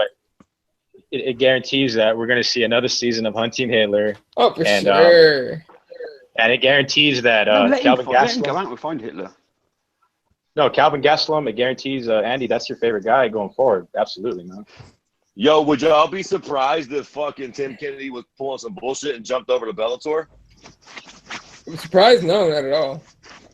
He is part of that whole bullshit fucking, what is it, MMA, whatever the fuck it is. Yeah, that shit that's not going to get off the ground. They already got a cease and desist letter from another association. It never got off the ground. Fuck no, it's still around. It's never going to. Huh? Yeah, it's still around. They're going gym to gym trying to talk to fighters. And my favorite part is their biggest acquisition so far is Brendan Schaub, a guy that's no longer in the UFC. Oh, and Cole Miller wants in. Oh, I'm sure he does. He heard that they're suing the UFC. He wants in. Cole Miller wants in on anything he can get in on. Brendan Schaub's in that shit? Yeah. Why? He's a smart guy for the most part. Because it's Tim Kennedy. You know what? Not to get on a tangent, but I have to completely fucking disagree with you, Eddie. I fucking like Ariel Helwani more than Brendan fucking Schaub. Why do you hate Brendan Schaub? I just don't like the big brown. I think he thinks he's funny, and I don't think he's funny. Oh, no, he feels a lot. And that's a big problem for me, man. I don't know. I don't get it. Like, the fighter and the kid, I don't really get, like, Brendan Schaub's not funny. He's not entertaining. He's not even really that fucking knowledgeable about the goddamn sport. I mean, he's not like fucking Dan Hardy or, you know what I'm saying? Like Daniel Cormier. He's not fucking that. Whoa. Daniel Cormier. Did you hear his calling of the fights on Sunday? Expert commentary. Oh my God. it was horrendous. I know. I thought they brought Chael Sonnen in for a minute from World Series of Fighting. Sure, that's bad. Chill Pete. Who, by the way, is Speaking of fighting Chael. this weekend. Yeah, let's talk about Yeah. it. You have Bellator 170, Tito Ortiz against Chael Sonnen. The shit talking gets worse and worse as we get closer to the fight. It's really down to the point where it's just downright stupid. The only somewhat sincere thing at this entire promotion that they've been doing is the video of Chael Sonnen crying about the fact that he never became world champion. That's the only promise he ever broke to his dad. He started crying on camera. That's the only authentic. That might even be bullshit. That's the only. That is so not thing. true. Did you see What? that? Watch that thing. It's on cue. He gets that little well of tears in his eye, and he I kind of think holds it's for a bullshit. second, and then he's like, "But come January 21st, I'm gonna make that right." Like, what the hell? Nobody goes from like straight up crying to finishing a promise. That's like straight up Hollywood. WWE promo cutting. Hollywood, I was up to no good. That's what I'm saying. It's all that shit, and that's act. It's an act. But let's take your picks here, Andy. Who do you think is going to win? I don't care. That's why I went there don't. first. All right, Dave. I mean, look at the two of them. Jesus Christ! It's like who's going to hit each other with sticks at a geriatric ward? Just go away. If One of them could die. hold on. Now I'm genuinely curious. If you had to pick, Andy, who do you think's going to win? If I had to pick, Yeah. Yeah.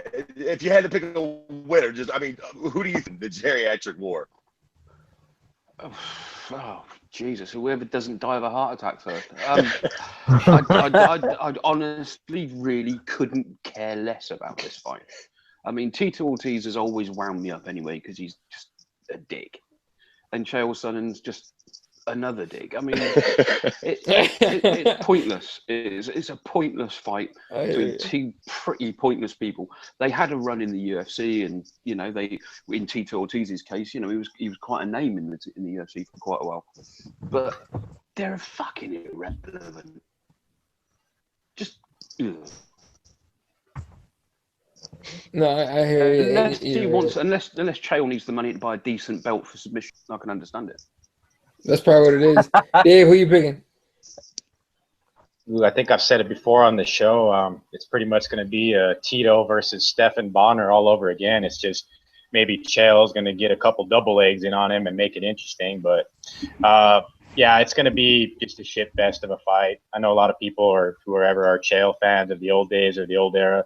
We know what Chael's done before in there. I mean, Chael kind of will talk up a storm, go in there and just get fucking starched out. I mean, look, he's done it before. It's Greg Louganis. You know what I mean? He may just go in there and you might just get smashed by fucking Tito, and I'll have to go with Tito on that. Wasn't Greg Louganis the guy that smacked his head on the blooming diving board? Wasn't he a diver? Did he really? I don't remember that. Yeah. Greg Louganis. Well, Chael, yeah, being my point, Chael goes in there and takes dives. You know what I mean? Like this fight here. Like, I don't see Chael going in there looking to get like a dominant win over Tito. This is going to be exactly like the King Mo Dada 5000 fight where you just got two old twats trying to swing at each other and both of them collapse.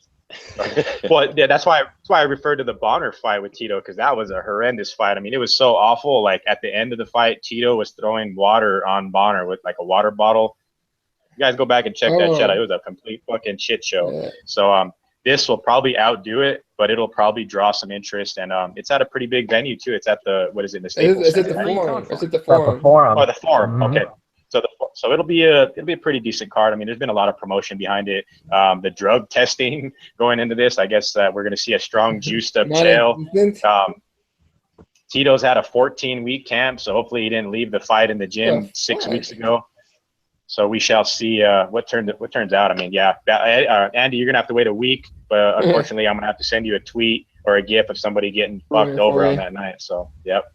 Wait, so Dave, who'd you pick? Oh yeah, no, I'm going with Tito. I go with Tito. Okay, so you're on the same team as Mike Jarb. Mike Jarb says Chael gets his ass whooped. Yeah, Chael's getting fucked up. All right, Kirby, who you picking? I don't know. Exactly. I can't take it seriously either. It's a joke. It's hard. I gotta go with Chael though. I don't know. I don't think Tito's looked good in fucking forever. I don't give a shit. What was the Russian prick that he guillotined or whatever?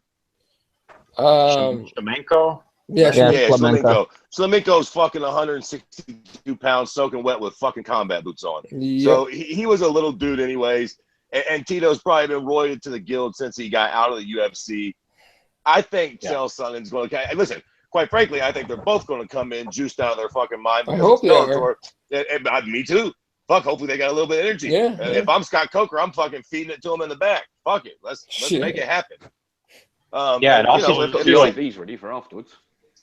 Yeah, keep in mind too. A lot of people are forgetting that Chael's moving up to fight Tito at 205. So Tito really gave him a lot of praise. That he's like, oh, this guy has the balls to come and meet me at 205. So I'm gonna kick his fucking ass. So it is Chael at 205. We've seen Chael at 205, and that's why I referred to the John Jones and Gainish act that he had years ago. So Chael's gonna go in there and get fucking starched. So for sure. But go ahead, Fred. Yeah, Jesse, who you? Oh, Fred, go ahead, sorry. I think Chael's going to smash him up against the cage, eventually get the takedown and pound Tito out. Nobody's going to smash anybody. We'll see. All right. Yeah. Jesse, who you picking? Why are you asking me? You already know who I'm picking. Okay, just make it official. All right, Tito. Tito, he's going to smash Chael Sonnen. Bam. All right. Well, yeah, Chael P's going to take it. I said nobody smashing as much as Why the fuck old twats can smash anything. Why are you picking Tito, Jesus? Because you guys are fucking both Mexican? I'm telling you, MMA is the most racist sport. Oh, here we go. Look at us. We all just go on. Hey, look at you, fucking English, with the goddamn Michael Bisping nut riding all of a sudden because you guys got over there in England. Fucking despicable, the most of us. I acquired tickets to the event, and I'm not going to say what Mexican-American gentleman had them for me, so let's just say that's why I'm picking for somebody. I'll bet you not. Trump will have his ass deported. Hey, that guy voted for Trump, bro. Come on now. Fuck. That guy voted for Trump. He put it out there that we're all fucking happy with his massive head on TV. I like Trump. Idiot. Fucking, I'm taking Chael P. Chael P to smash that dude. Okay, no, sorry, smash it.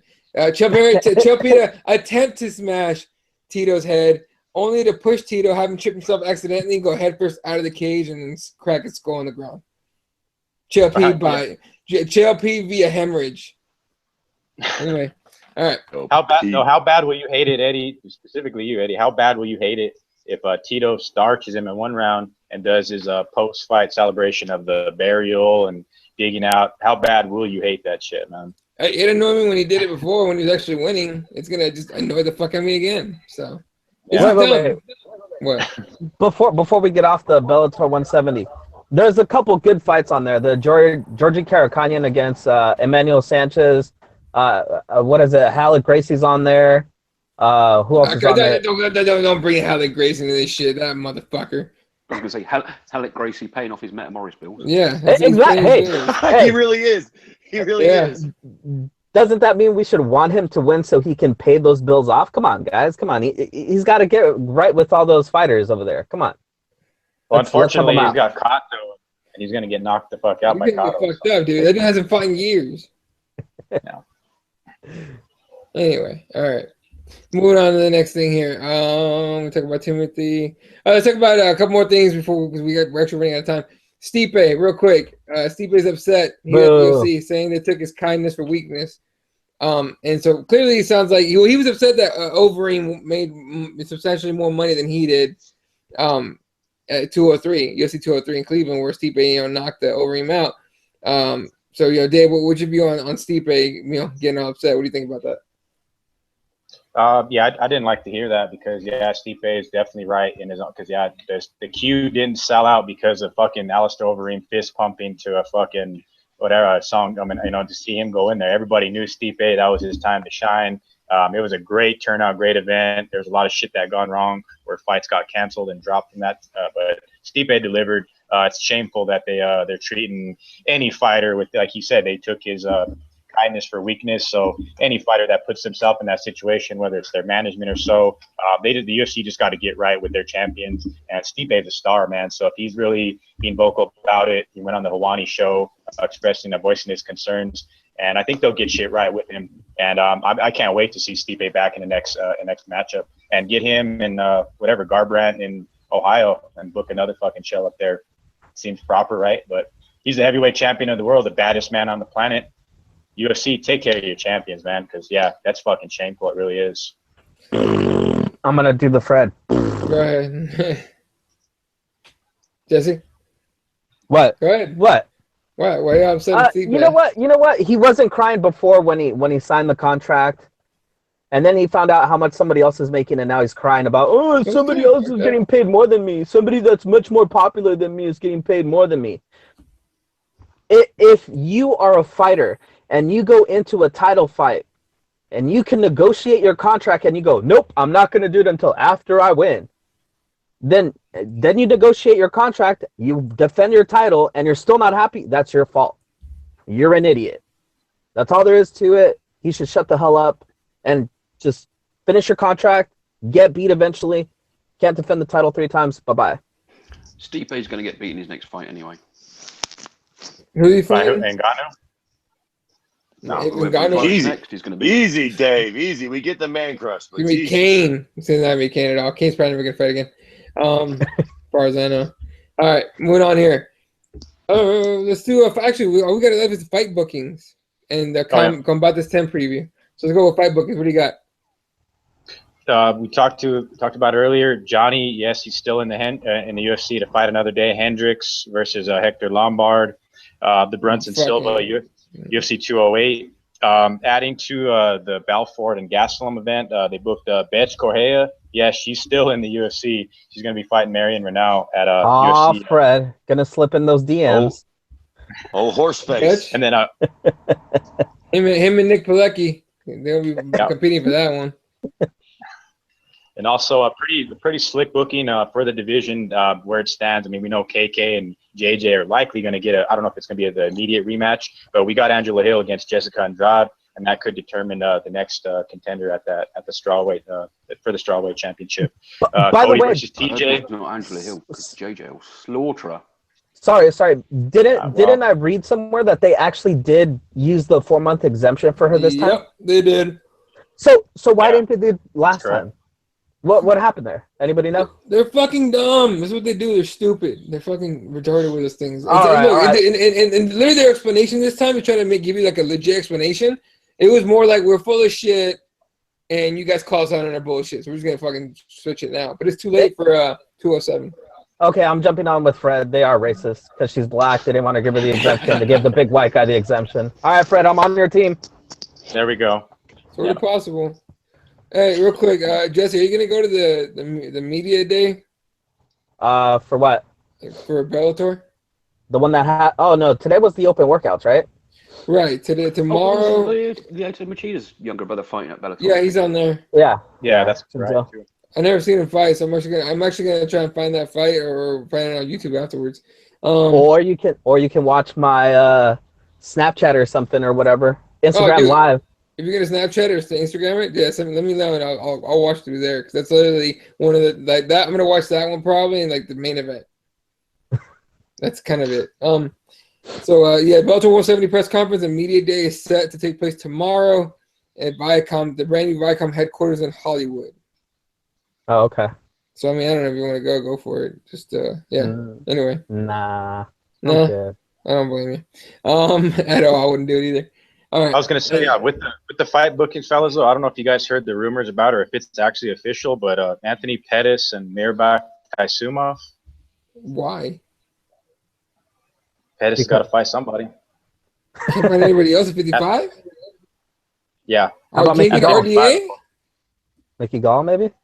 Get him RDA. They're both losing. They're both losers right RDA. now. RDA moved up. 170. Yeah, he's going to 170. Oh, get the fuck out. Oh, that's right. He was. What a pussy. He's running away from Pettis. He's ducking Pettis, bro. What was that?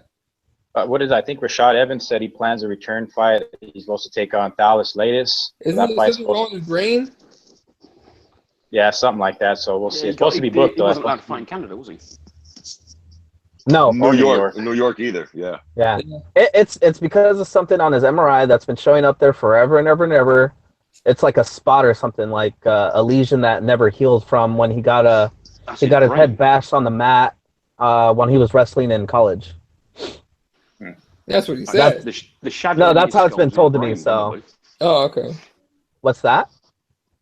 The shadow that they find inside his skull is probably his brain.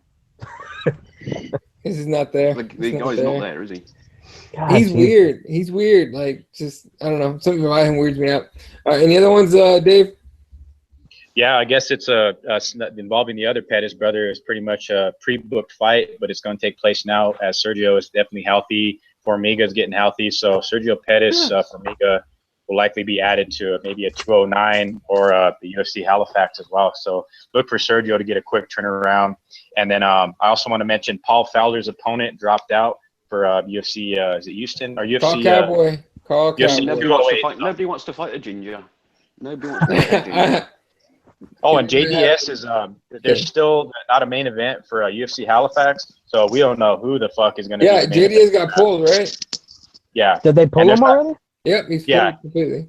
And there's not anybody on that card, the previous bouts, that are worthy of main eventing that event. So it's going to be interesting to what they add to that card, because I think the co-main event is Elias Theodoro against Cesar Ferreira, I think. Or that is not a main event fight. So yeah, they do need to act quick on UFC Halifax, but they're quickly adding maybe a Pettis fight possibly. It'll be the first card in UFC history with no main event. Or how about the first UFC card under the new management that gets completely broken apart and canceled, right? They just did one. This one in March got canceled. Fight night. But that wasn't under the new regimen of WME IMG. No, they just canceled the other day, wasn't it? There was there was one just a couple. It was under new management already. I forgot exactly which one it was, but they canceled it. Oh, the one that had no fights on it, or maybe one fight on it. Right. I think it had one. It might have right before 209 or something like that, right? Yeah, correct. Before 209. You're right. It was supposed to be a double event. What it was a fight night event at T-Mobile Arena the day before Woodley and Thompson too. So it was going to be a packed weekend. That's the one. Canceled out. Yeah, that's what I was saying. Okay. Anything else they did? No, that's it on fight booking. So like I said, this JDS, no opponent. Glory. And then we take a Glory break. at the weekend. Glory. That's correct. Glory's taking place. Bellator. Forget Bellator. Glory. Yeah, forget Bellator. All right, Andy, sell us on Glory. Come on, sell us on Glory. What's on there? Kickboxing. Well, one of the Pinto brothers, I forget which one he is fighting, and he's a Muay Thai specialist. And I saw him fight in London earlier in the year. Watch him; he's a beast. He's a little French kid here, but he actually lives and trains in Thailand, and he speaks fluent Thai, and they're in effect adopted Thais. So they're going to have an awful lot of backing behind them from the Thais fighting at the weekend, and watch out for him because I think he's in the Super Fight series as well. So it's not one that you have to pay for. So Pinto is one guy to look out for because he can half kick. He kicks really well. But Glory in general, if you're a UFC MMA fan and you don't watch Glory, and you don't watch kickboxing, you don't watch Muay Thai, fuck off. You're not a fan of combat sport. You're just a fucking idiot. You know, you're a WWE, or if you WWE fan that decides to look at a few things and it's like, just fuck off. Watch kickboxing, and more than anything, watch Muay Thai. And EBI. No, to get that jiu-jitsu goblin. Hater. Let's not get fucking cheeky now. Whatever, man. It's my life now. Anyway. until when's the combat EBI on with the full not full contact but semi-contact rules? The next event after this this one coming up. So what, like might be 2-3 months? But other than that, if you want to see Thais just elbow people to death and cut their faces to ribbons and just watch Muay Thai. There it is. So me, Jack. A lot of people bitch. In fact, you know what? Before we obviously end this shit right now, there's one dude sitting in front of me that literally was one of those Just Bleed guys.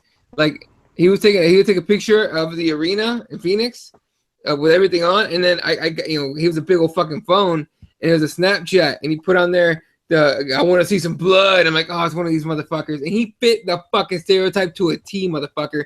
The entire fucking night. The fight went to the ground for 5 seconds. He's like, boo, stop being pussies. And I just couldn't help it. After a while, I'm like, look, I'm gonna fuck this cat up. Like I'm gonna choke his ass out from behind, not even give him a warning and put him out in front of his dad or who the fuck's sitting next to this motherfucker. And I never got the chance. He finally shut the fuck up once me and two of my friends went, and my friend's actually she's a black belt, jiu-jitsu black belt. And she was sitting right behind him. She started talking loud as fuck. Like, I hate these motherfuckers that talk.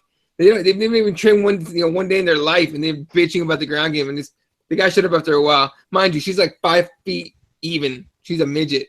It's hilarious. So she would have probably beat his ass too. Then. Oh, she'd have fucked him up. She fucking. I don't even roll with her because I'm just.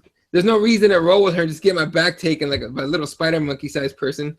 Fucking take my back 15 times in a row. Anyway, but yeah, that kind of shit's fucking irritating as shit. With let's these motherfuckers. Yeah, if you don't like the ground game, Muay Thai. Muay Thai, 100%. True. Endorsed Yeah. Muay Thai, and I'm hoping John Wayne Parr gets his shit like on Fight Pass or something, because that would be fucking amazing. Well, he's fighting for Bellator. He's fighting at Bellator kickboxing, isn't he? Oh yeah, they're not gonna let him do that. Is he? Yeah. He's signed for Bellator. But I want that cage, That's interesting. the cage Bellator Muay Thai signed shit some though. Brilliant kickboxers and Muay Thai Yeah. fighters over the last couple of months. Yeah, but that cage Muay Thai is the shit. I've enjoyed every fight that I've watched with cage Muay Thai. It's a genius idea. Yeah. But Yeah. all right, that's gonna be it for us. Again, Combates is tomorrow or Friday? Yep. Jesse? Tomorrow, Thursday. Tomorrow. Combates 10 is tomorrow. Nick Daly's on that card. I forgot who else is on the card. Andrea Kaya is her fine ass is gonna be on there, and Jesse and Dave were able to interview her. Who else is And on Eddie the card? just turned off his camera and went silent, so we don't know what he was doing back there. You don't need to worry about it, bro. All right, chill. There's a lot of Googling at that point. Steve Swanson is on there, Cub Swanson's That's right. brother. The brother, yeah. A couple of notable guys that are on there, my opinion was Mark De La Rosa. Mhm. He's fighting a guy named Ivan Hernandez Flores, both of them undefeated. Another one of on the main card is Jose Ceja against Joey Raquette, which is another banger of a fight. So some pretty good fights. There's an 18-year-old prospect. I think he's like 4-0. His name is Kevin Garcia. He's down on the prelims, so check him out too. He's fighting a guy named Enrique Barragan. I think that's how you say it. I had to Mexican it up right there, but lots of No. lots of legit Mexican fighters. You're probably going to see a bunch of guys just throwing down some pretty high-level fighting at the top there with, like Eddie said, Nick Daly, coming back to fight Lisbeth Lopez Silva. So it should be some good action. I think the guys from MMA Junkie, they're going to be Facebook living themselves watching the fights. They're going to kind of do like a Fight companion? Like a fight companion to the event. So check out their I think their Facebook page. I think it's like MMA Junkie or whatever. I think they're going to do something for that. If I didn't have a real job, I'd do that too. Yeah. Also, what'd you say? No, nothing. I was going to say, was like Cub Swanson tweeted out that when he flew into Mexico, apparently they stole all his Cub Swanson hats. So fucking A, like at the Mexico City airport, everybody's wearing Cub Swanson hats. Hey, over you there. don't think They're probably going to put it on all the murder victims. pretty much, but you don't take anything that you actually want back. You don't take that shit to Mexico. Like I didn't take any of my shit with me in Mexico. All right, I don't even fuck around. I'm from there. All right, I should. I know What? somebody that went there and got like his money stolen, and he never used his credit card. It just got swiped, and they took money out of his bank account. So Boom, and they move fast, man. All right, yeah, crime in Mexico is different. Anyway, and clarification from Judo Ed, or he just messaged me. I guess the Johnny Hendricks Lombard fight. I guess that is going to be the main event for UFC Halifax. I guess. oh, that's a Halifax. Jesus. Yeah, I guess The so. main event. Oh, jeez, man. Wow. Tired old twat that can't make weight. Jesus Christ. Watch him miss weight again. Yeah, so basically we got a main event until one of those guys Well, no, we misses haven't, weight or really. drops out, and then we don't have a main event again. so All right. until tomorrow, huh? Yeah, well, Yeah, we'll figure it out. Like a week at most, right? All right, and then no UFC this weekend. So go outside, motherfuckers. All right, take your dogs for walks and play baseball and football outside or something. I don't know. Or Screw rugby. that. Stand and watch kickboxing and the geriatric fight. Oh There yeah. you go.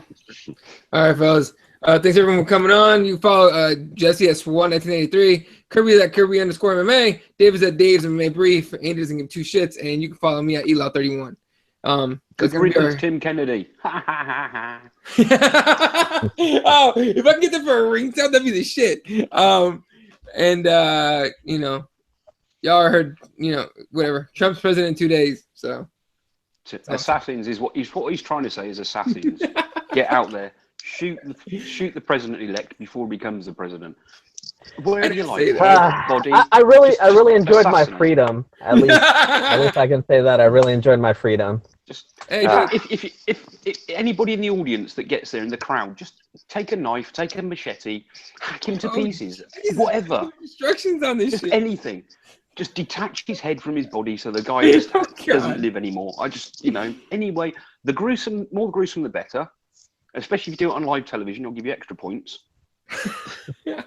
Just kill the fucker. Where's the other white guy to defend us? Jesus Christ, Eddie, take us off the air. What are you doing?